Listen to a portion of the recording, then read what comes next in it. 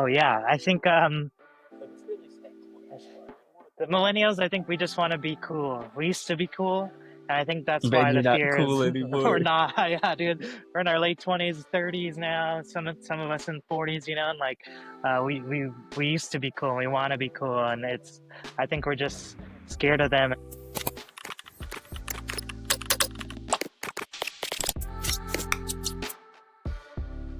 All right, welcome to another episode of the Selfish Show. Again, where we talk about the self-ish, and then I selfishly ask all kinds of questions of my guests. And today we have a return guest, Seth Lawton. Thanks for being here, bro. Thanks for having me. For those that don't know you, what is it that you do these days? Well, yes, I am a family and missions pastor at Hope Community Church in Reno, Nevada.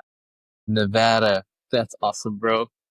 And not part of the reason, the whole reason why we're chatting today is Seth and I were talking a little bit about Gen Z, and I'm definitely interested in your thoughts as a family pastor. Like, you're overseeing family ministries, so I'm sure you're having conversations with families about their kids, and just kind of dealing with what Gen Z looks like these days. Would love to hear your thoughts. And then specifically, you had mentioned that you think the millennials are scared of Gen Z, and eventually let's get to that. But like, I mean, you've been working with Gen Z for a while now. Like, you were a resident director of a kind of a college program for many years, living with a bunch of, college students. And so Right. like, just walk us through like, generally what your take on Gen Z and, Right. I think before I start, I don't want to seem like I'm bashing on them. It's just what I see, what I've seen oh over yeah, the years. But with Gen Z, I see like a lot of creative side. I see a lot of passion. I think they have the ability to speak up, unlike the millennials. I don't think we kind of like have known our place. And I think maybe that's why we're scared of them is because yeah, they speak up when we don't. um, okay. but I think Gen Z. Wait, those are all pretty positive things about Gen Z. Creative, they can speak up. They like, they're not afraid to speak up. No, and at least what I've seen recently is, I oversee our preschool, and so we have teachers' aide positions. So we have Gen Z who I work with, and um, I think they have a hard Work?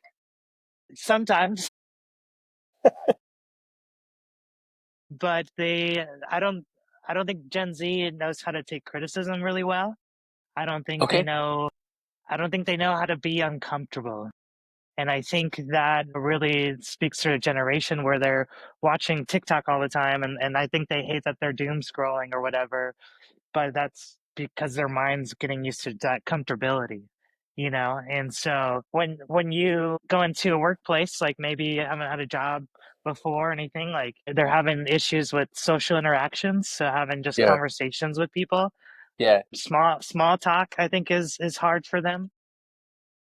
Yeah. I think I think Gen Z really sticks to like their close group, like-minded people, and so they're not having those conversations with other people who have different point of views, and like that uncomfortability.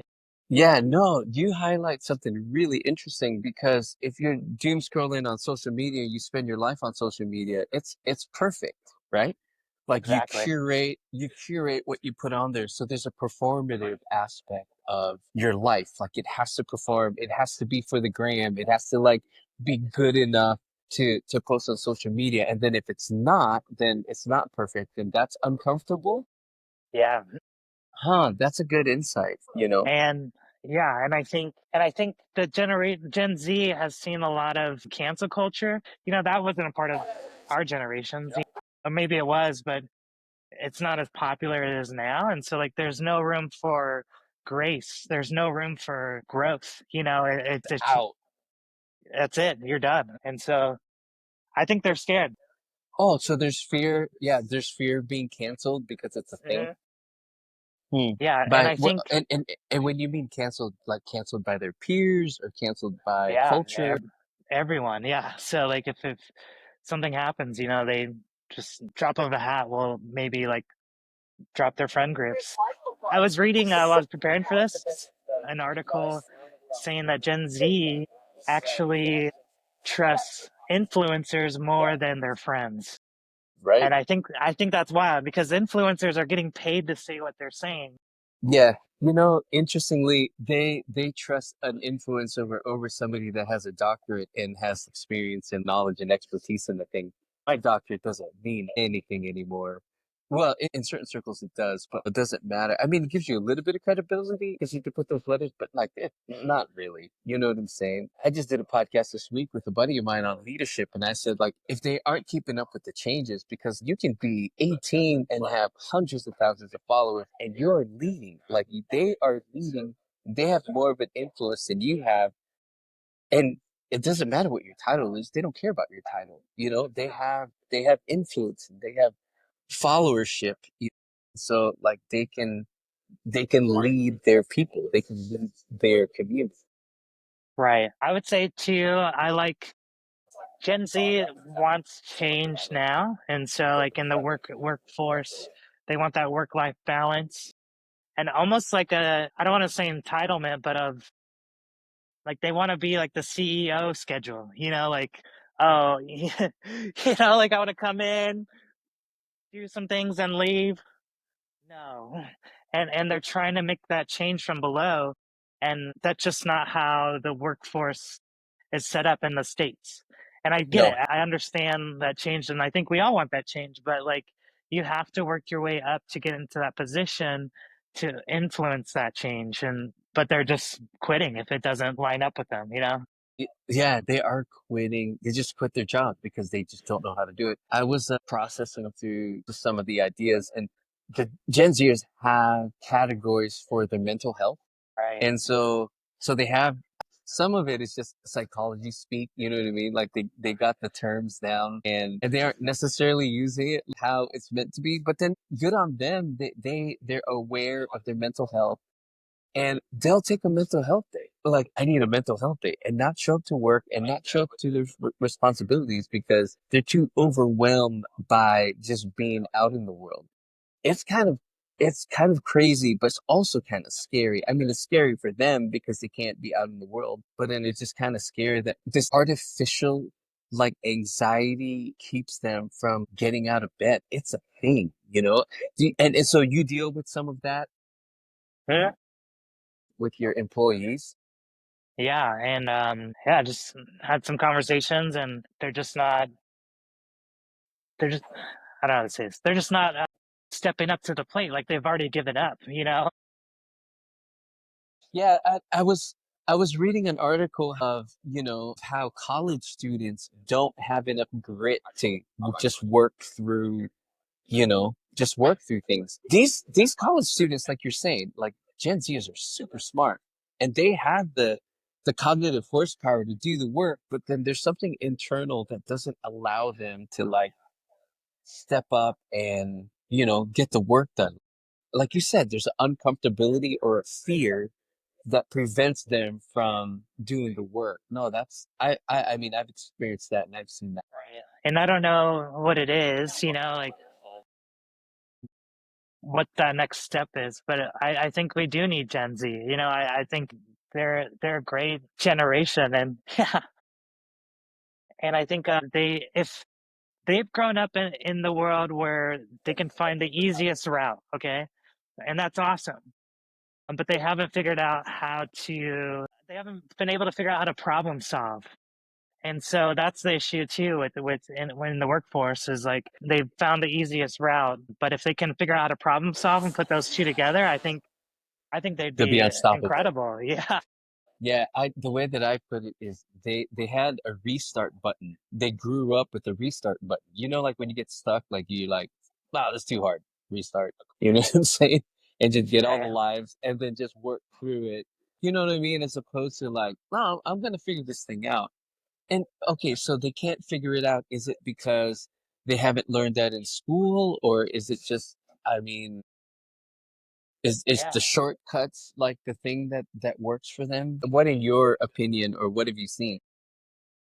Yeah. I think however they were grown up, however they grow up, like I think with those shortcuts, with those easy ways to find out, or like outsourcing things, like they've had to work hard, or maybe their parents force, education and everything else, but not extracurricular things. Like I think we're seeing a high percentage of college graduating, high school graduating.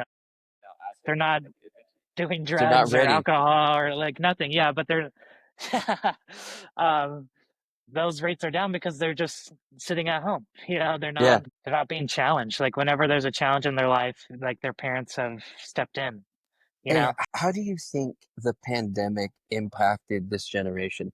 Because basically they had like 2 years of a pause where, like, they did school online. You know what I mean? Like they got online and they maybe listened to they didn't have to get out of bed. They just logged on to class, and some of them didn't even like turn their cameras on. Like, they just had to prove that they were there. I mean, it's just not the same. And it's not all their fault, because I think teachers didn't do a good job of translating that online environment. They just did what they did in the face-to-face environment, and they just did it online, and it didn't work. It's not the same environment. And so it's not all Gen Z's fault. I think education like No. didn't prepare them for that.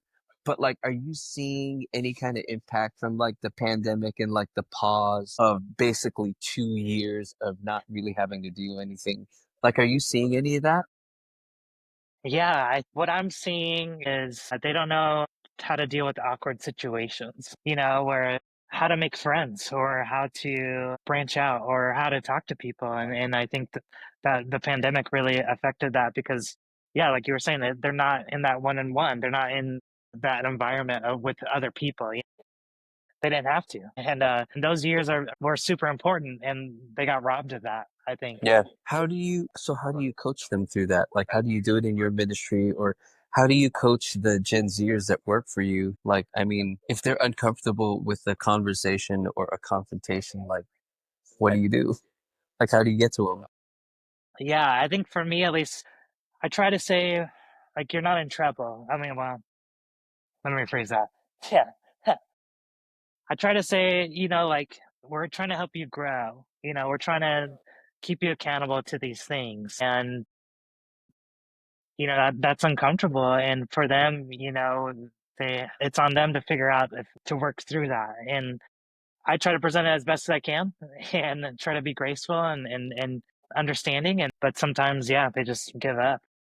Is it, and when I was listening to you say that, like, is it uncomfortable because they're not sure in themselves?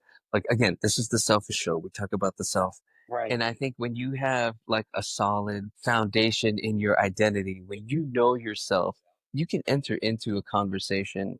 You know how you're gonna feel. You know how I just had a conversation with a buddy of mine about the criticism exercise that we did that you reminded me in class. Oh, yeah. Yeah. Yeah. Like we like when I looked at your generation when you're in my class, and I was like, you guys need to get used to criticism. You guys need to practice it. So let's practice it. And we practiced it in class so that when you hear the criticism, you know what your body feels like, you know what the emotions are.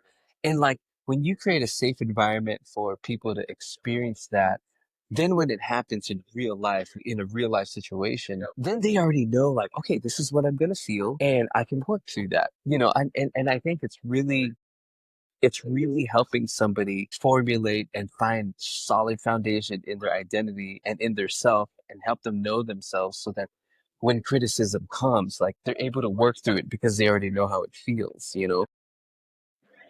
Yeah, I completely agree. I think it's just self-defeating. They're like, well, I'm just gonna be canceled or fired or whatever, so I might as well just jump ship. And then it's like, no, like it's most bosses, most good, healthy managers want to help you to see that, oh, you just should have just tried it this way, or try to guide you, and they want you to try. And Yeah, um, if they're not comfortable enough to hear that, then like, that's, part of the struggle. No, that's a great insight. I'm gonna have to think about that. And like, how do you help like a Gen Zer work through that uncomfortable situation?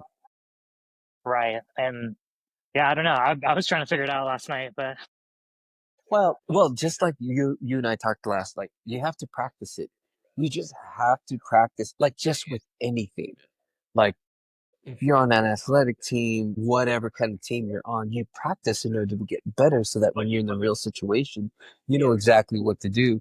I mean, and so same goes for receiving criticism or any kind of uncomfortable situation. No matter, and here's the deal, no matter whether you're Gen Z, it doesn't matter what your generation is, you have to develop the wherewithal and the confidence and the foundation in your identity in order to know like how to best deal with that situation because it's just gonna happen, you know. Right. But it's sad. I think it's sad to me that like this generation missed that. Yeah. And then how did they miss that in their education? Like, I mean, when you're outside playing with a bunch of kids and you lose, you know what I mean? Like you learn what it feels like to lose and you gain the resilience that it takes to like, okay, I'm gonna try this game again. You know what I mean? And I'm Right. gonna and so like yeah, there's something about failure that really helps build you up. You know, there's something about losing a game. Well, and again, losing a game with people. Like you went outside and, you know, played this game and you did the thing outside. Losing helped you to become a little bit more resilient. Mm. But you know, but if you give everybody a trophy and nobody loses these days, then you know what I mean? Like if that because Right. that's a Then thing. yeah, and it's okay to lose, and I don't think Gen Z understands that. You know, Yeah. that's usually when we grow. That's the only time we can learn those type of lessons is when we do fail. What we're good at or what we're not good at, we get that insight too. And I think, yeah, I don't know how you can't teach grit. You can't teach it. I mean, but we got to somehow. Yeah, yeah, And yeah. here's the deal. If they're not learning it now, like they're going to learn it later. And it's going to be harder later because so much of your identity will be formed. You know what I mean? So it'll just be harder. There's something about learning grit when you're 8 years old or 12 years old because it costs nothing when you're like 12. You know what I mean? But when you're doing it at 20, it costs your career, it costs your job, like it costs like your relationships with people and maybe your community. Yeah, that the cancel culture has really kind of, even though it's not really like a thing much anymore, I mean, people live through that cancel culture. And so, yeah, it's still a part of the psyche. It's still a part of like the way that they process. So where do we go from here? Like I mean, we can continue these conversations, you know what I'm saying? Because Right. there's something there's something helpful about when you process it with somebody that like new insights come, you know, because you have a new take on it. And that helps me like to kind of process. That's part of the reason why I wanted to have this conversation. Can you address the fear that millennials have like you were saying, they have a fear of the Gen Zers because they Gen Zers can speak up. But how have you seen that? I don't know that I've seen that. Oh yeah. I think the millennials, I think we just want to be cool. We used to be cool. And I think that's Man, why you're the not fear cool is we're anymore. not.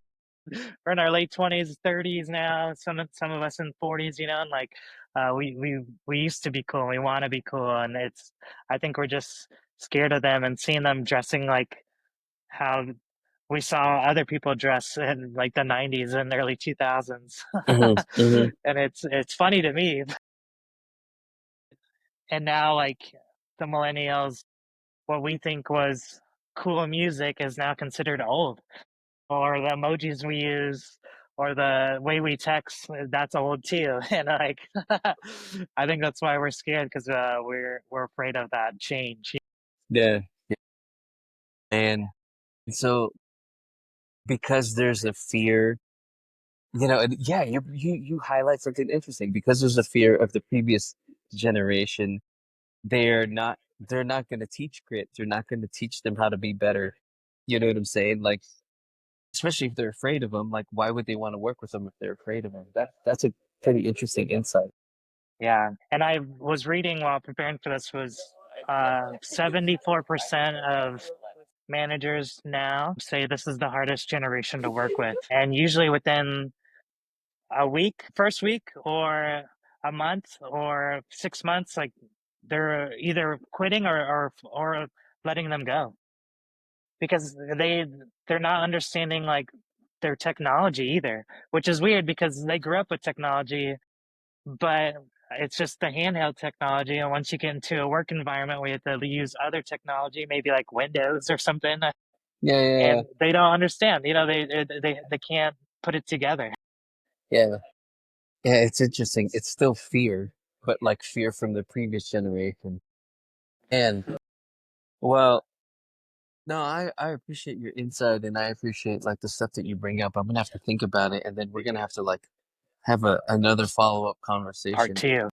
Yeah, well, and we're gonna keep having these conversations. I think like and we're involved with families and helping young adults and young people like develop their sense of identity. And I think the more we can help parents do that and the more we can help individuals figure out their sense of self and identity, the more resilient they're gonna be. They're gonna have grit. But we gotta not be afraid, like at the end of the day, to have these conversations. And like I think it Right. starts with us. As I'm a Gen Xer, you're a millennial. Like we need to have these conversations to see how can we create that environment for the Gen Zers and at this point Gen Alpha and Gen Beta now. Like how do we create that environment, for them to be resilient and for them to have grit. Yeah, man, let's continue the conversation. I appreciate you taking the time. Any last words? Yeah. Final insight? Gen Z, we need you. We need you to have grit. Yeah, We need you to create yeah, that change yeah. and take the steps. Just take the steps, and it's going to take time. Yeah. And I would follow up with millennials and Gen Xers and even boomers. You got to adjust to like we need Gen Z in Mhm. the scriptures it says don't let anyone look down on you because you're young, right? But be an example to the believers. And so like that's what you're saying. They need to be an example to the believers, but then to the older generation, we can't look down on them. You know what I mean? No, And we have to understand that they are going to operationalize the kingdom of God in a much better, more efficient way than we can because they live in this culture. So yeah, be encouraged, everyone. We all got our work to do. Well, thank you, man. Appreciate you. thanks. All right, dude. We'll have this conversation again. Okay. Peace.